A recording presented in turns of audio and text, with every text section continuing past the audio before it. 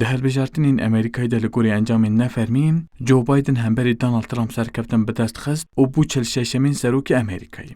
û mijarên ku jin havetên merakkirin ev in, di polîtikaya derve Amerîkayê de îro de dê çi guherên xwe bidin der û polîtikayên enerjî û bazirganiya Amerîkayê dê çawa biguherin.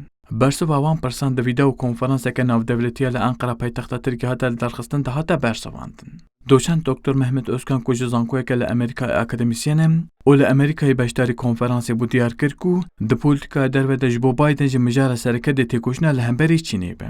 O de Biden qada siyaseta kurevî de hêza Amerîkayê zêdetir bike. Çin konusunda Amerika'da hem Cumhuriyetçiler hem Demokratlar kesinlikle aynı düşünüyor. Di mijara Çînê de Demokrat û Komarhez di heman fikrê de ne. Trump bi tena serê xwe li dijî Çînê bû, lê belê Biden dê li gel rêxistinên navdewletî û dewletên hevkar dijî Çînê polîtîkayeke aboriyê karîger biket. Pêwendiyên Tirkiyeyê yên aborî bi Çînê re başin û Tirkiye dê çi bike ev girîng e. Amerîka dê hêza xwe ya di qada siyaseta kurewî de zêdetir bike û bêguman rojên zehmet pêşiya Tirkiyê jî hene û Biden bo Tirkiye dê zêdetir bibe astengî. Yek ji mijara dinya vîdeo konferansî, hevsengên bazirgan û enerjiya Amerîkayê dê çawa biguherin bû.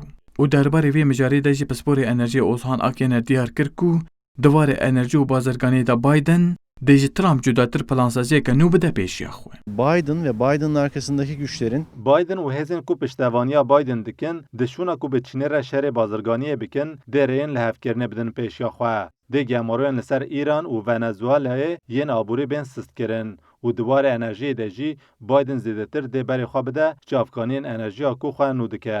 Lêbelê polîtîkeka Biden ya bû gaza siruştî û petrolê nîne û ev yek jî dê hevsengiya kurewî ya enerjiyê serobin bike. Her wiha di konferansê de dijî nêzîkbûna Tirkiye û Rûsyayê, kirîn û aktivkirina mûşekên S-400 û ji ber kiryarên Tirkiye yên li Sûriyê, Joe Biden dê dijî Tirkiye helwesteke çawa nîşan bide jî hate nirxandin. û pisporan amaje pê kir ku hevciya Tirkiye divarê aborî û polîtîkaya derve de xwe ji bo rûbirûmayîna gelek kêşiyan re amade bike.